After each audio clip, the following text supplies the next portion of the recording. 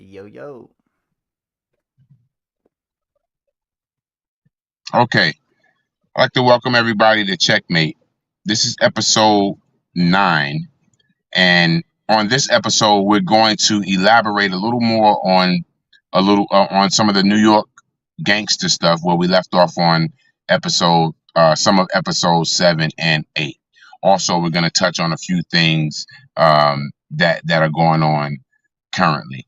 Before we get started, um, when you get an opportunity, guys, go onto your social media outlet, whichever one you choose, and look up Alabama boat fight. It's gonna blow your mind. We'll probably touch on it next episode, but look for the Alabama boat fight and come back and tap in the comments and tell me what you think. We'll be doing a show on it, maybe tomorrow or the next day. All right, so let's get started with today's show. Who's our first one, SA? Here we go. Let's see who we got. We got Mr. Supreme McGriff, Kenneth Supreme McGriff. Now, I don't know if there are any gangster story historians, if there's people who are really into these gangster documentaries, but you may have heard about this brother. He was really, really big in New York. He ran the street scene in New York, dealing with, they did a lot of drug dealing, racketeering, so forth and so on. He also, he's also one of the alleged founders or investors in Murder Inc. This was one of the main reasons Murder Inc. was under investigation with the feds, and Irv and his brother Chris had to go and do all of that. Had to deal with all of that court and that huge trial, which they were acquitted of. Shouts out to them for taking it to trial. That was super brave of them. But this brother right here has had his hands in quite a bit. It doesn't really tie in with the whole Eric Von Zip, the whole Keefe D, Tupac thing, Tut thing. It more so just ties in with the New York gangster thing, and the music industry. So that's kind of where that ties in. This brother had his hands in quite a few things during the early 2000s and so forth, when Murder Inc. and Ja Rule and those guys took off. All right, who we got next? Boom. Yeah, Kenneth Supreme McGriff, the Supreme Team, and that brother. Right now, they have him incarcerated. This is him again. One of his pictures since he's been incarcerated. Right now, they have him incarcerated, and I'm not sure when his release date is, but I am sure that he most likely still has his hands in the music industry and possibly in the streets, because the Supreme Team, they were pretty large and they spread pretty far. They did spread out of New York. So just like anything, you have a group of people move, create families in different states, you know, um, replicate replicate what you were doing in that state in another state. So I'm pretty sure the Supreme Team had spread, and I'm also pretty sure that they're not done. Maybe they'll come back and do something on a positive side. You know, so that's kind of what we're hoping for the brother to do: come back and do something positive, and show the youth there's a better way. You've already put in enough time that way. Who we got next, SA? This dude right here. Let's pull him down and put him right back up. Let's pull him down real quick before we get into Reggie Wright. I put this on specifically to go to work on this brother. Specifically. So I've got on all the proper PPE. I got the safety glasses, right? All I need is some tools. So with Reggie, I don't really know what tool to grab. So what I'm going to do is I'm just going to use my hands. Reggie, here's the thing. I still have a couple of ounces of respect for you and how you, what's the word? How you stand up for your actions. I have respect for that. I don't have any disrespect towards you. I just have a couple of comments I need to throw your way. My thing is this. If you have like issues with brothers, you know, and they're on the level that you're on, they're famous, they're celebrities or so forth and so on, and you've called these brothers out and you've called them out and you've kept calling them out to no response, evidently the brother is not checking for you. So, you know, and then you're the cops. So who wants to go to war with a former cop? And your father's a former cop. Who the hell wants to say anything to you? The last person who said something to you, all of a sudden, 30 years later, got the feds kicking in their door. The fuck? What did it take so long for? What did it take so long for? You know, what was the trigger word, Reggie? That's the message to Reggie Wright. Let's pop him back up so everybody knows exactly who he is, SA. That brother right there. This brother here was a former California police officer. I want to say Los Angeles. And son of a police officer. Left from the police force and went to be security for death row. So now, nigga, you playing both sides, nigga. Now you ain't playing fair, nigga. You ain't playing fair.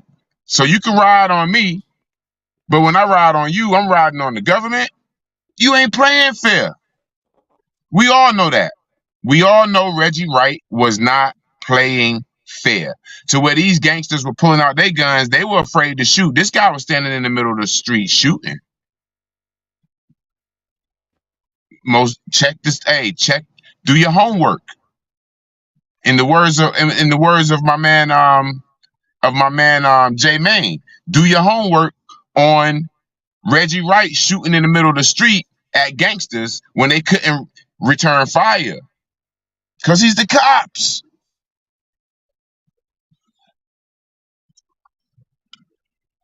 Now, to me, that's not playing fair. But who says that the streets are fair? Who said that? I didn't. Now, on Checkmate, we call a spade and we call a club a club. That was a motherfucking spade. I'm the cops, right? Everybody knows I'm the Jake. So I pull up. Usually they running from me just off of my badge. Just off of my badge. So now I'm retired. I'm retired. And then I go work for a record label, which is basically ran by a gang member. Record label was full of Bloods and Crips. And I'm their security. So, you know, they're getting into some street shit. And me being a former cop, I'm allowed to do street shit. I'm allowed to apprehend. I've still got former cop friends I can call in. Hey, this guy's over here doing this. This guy's doing that. And I can stop a whole lot of things. So, Reggie Wright, you were not playing fair.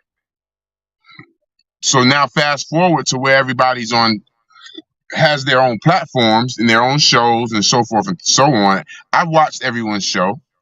We're going to play fair on this. Right?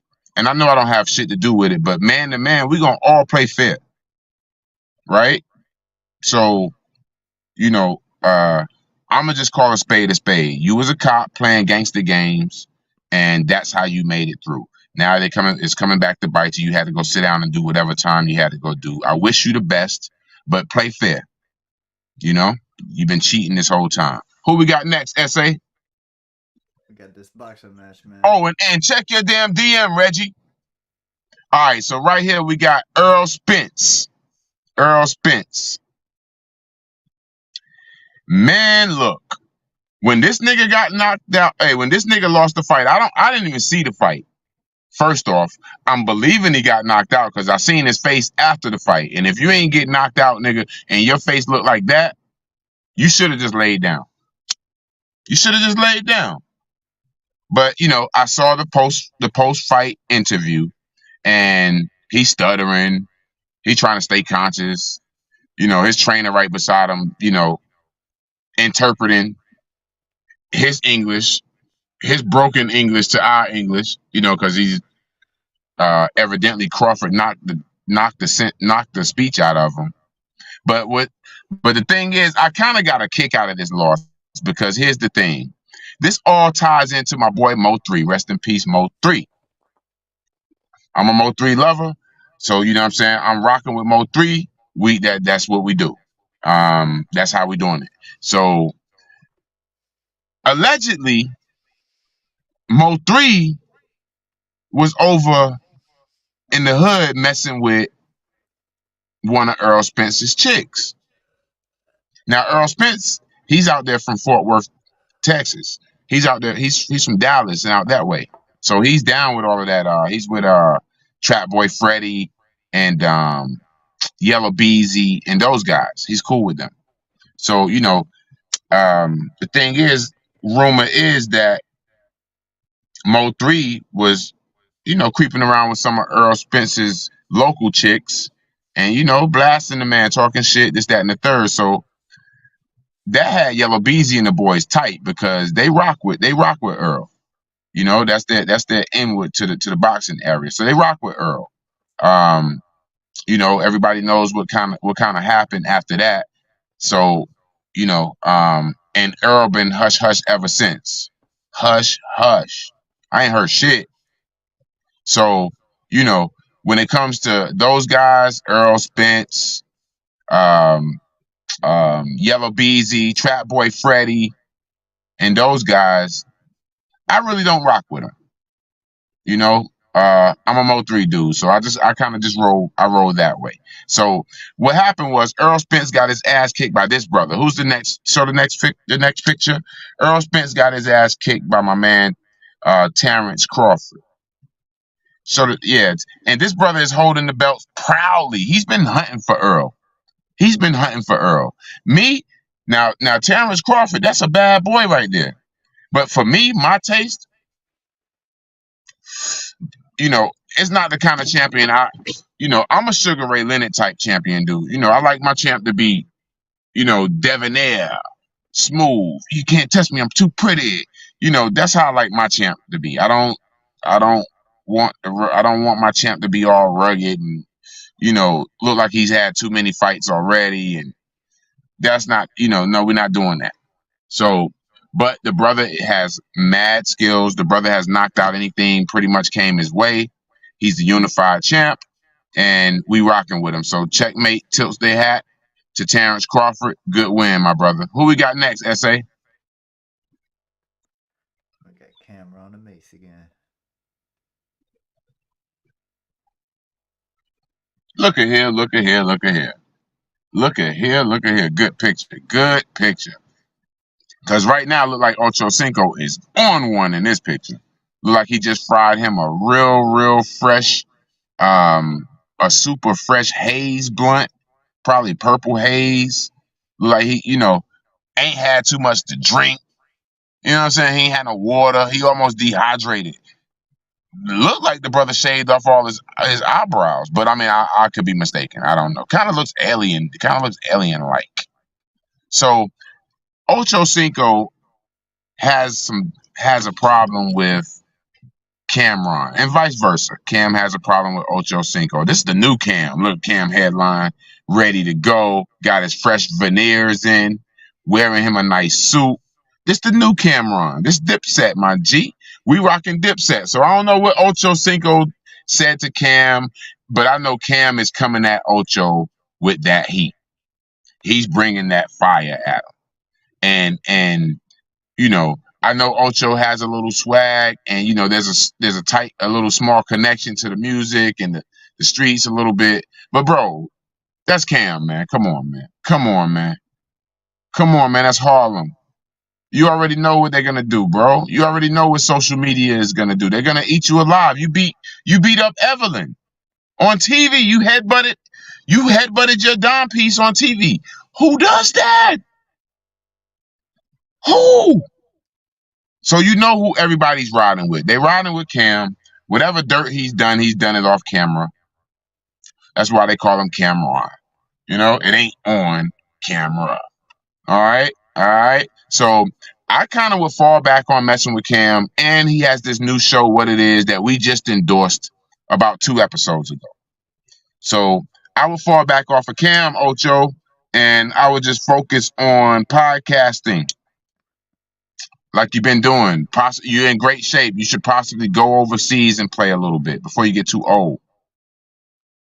But you don't really want smoke with no smokers. No. Where the hell do they do that at? Where do they do that? So I would advise Ocho Cinco to just focus on podcasting and sports. Leave Cameron alone. Cam, knock it off.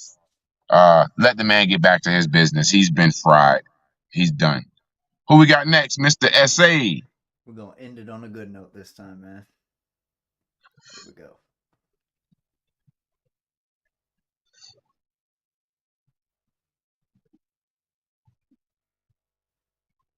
Okay. All right. You know what this is? Don't know what that is? Let's move on to the next photo. It's LeBron James' school, man. Oh, I needed some LeBron. Okay, that threw me off. I don't know what that is. This is the widest picture of the school I could find. Okay, yeah. Okay, all right. Okay, perfect. Okay, this is LeBron's promise school, and I give him props for opening the school, honestly. Yeah. But word is that the students aren't necessarily achieving the goals that were set, and now they're trying to say, okay, well, you gave them all of the nice stuff, you gave them the uniforms, the shoes, they got the best equipment, they got the computers, they got everything, and they're still not passing.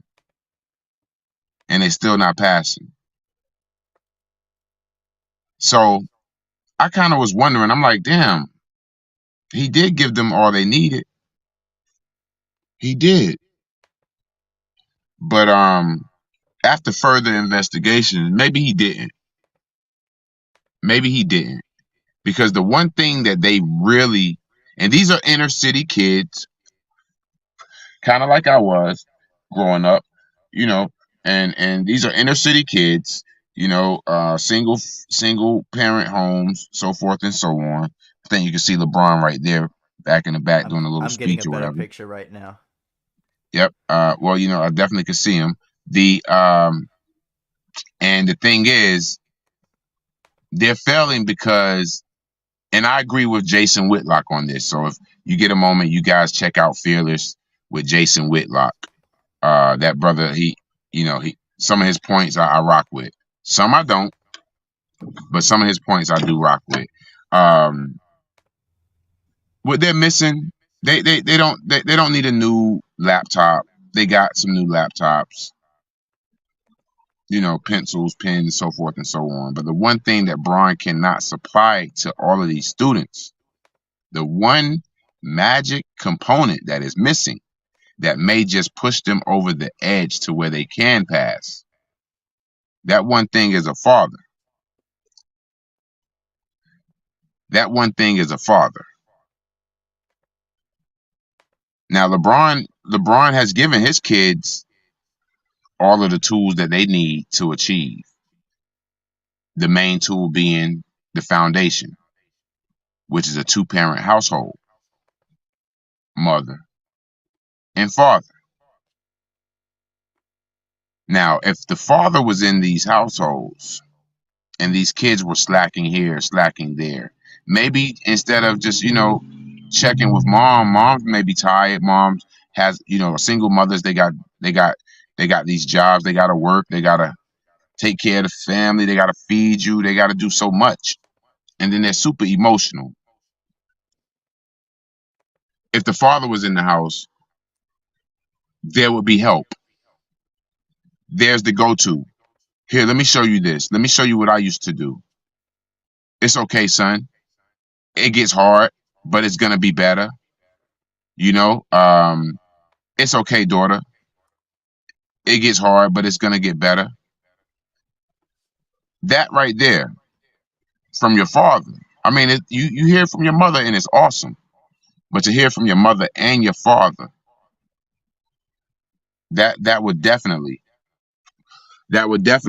send me back into the war. Oh, I go back ready for the test. What test you talking about, teach? Send it here. What we got? What we got? So no, we're not taking anything away from LeBron James. I tip my hat to LeBron James for what he is doing. He can't learn for the kids. He's doing exactly what he needs to do. Now it's up to us as fathers,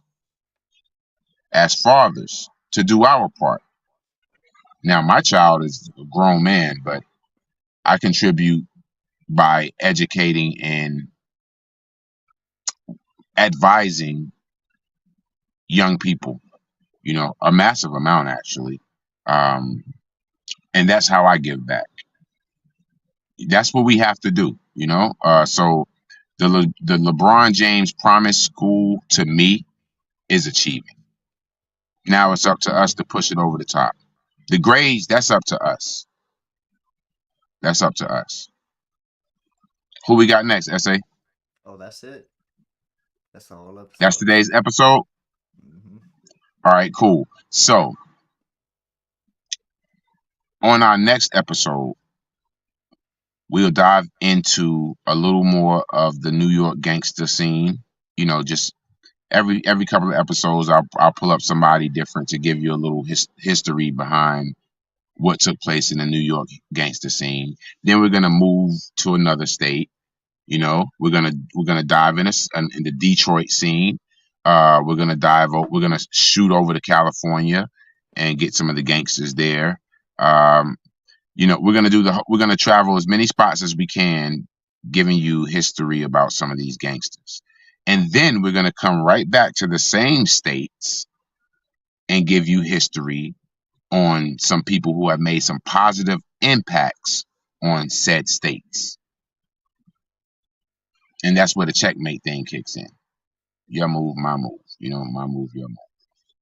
So until next week or whatever, next episode, which is in 2 nights. In a couple of nights, you get another episode. Tune in, Starman Films Global. And this is Checkmate. This is my co-host, SA. And until we get some more news, we'll